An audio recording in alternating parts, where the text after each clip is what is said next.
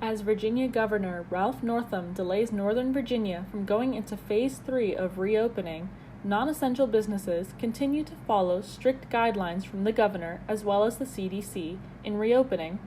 For Virginia's largest mall and Fairfax County's first billion-dollar property, Tyson's Corner has over 300 stores waiting to reopen for business, but in the safest way possible.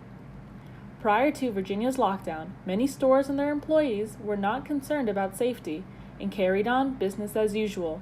At one of the largest Victoria's Secrets on the East Coast, precautions weren't taken until much later.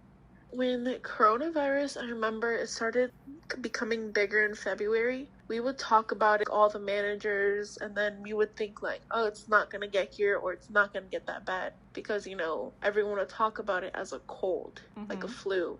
And then it was the second week of March when numbers started getting higher, and then that's when everything shut down the second week of March. The whole Tyson shut down.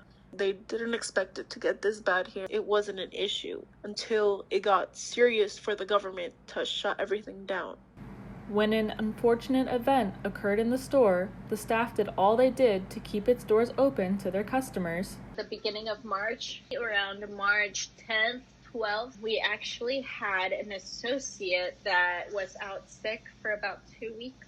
And that's when we started taking more precautions. We didn't know if she had coronavirus or not, but just to be cautious, we started implementing changes like no more direct fittings with the customers. We could be in the fitting rooms themselves with the customers. We could touch customers. As stores and restaurants begin to reopen in the mall, managers, supervisors, and specialists are planning new forms of assistance. Employees are hopeful that they can keep the customers as well as themselves as safe as possible, as Victoria's Secret is set to reopen on June 22nd. This is Shanze Omrani reporting.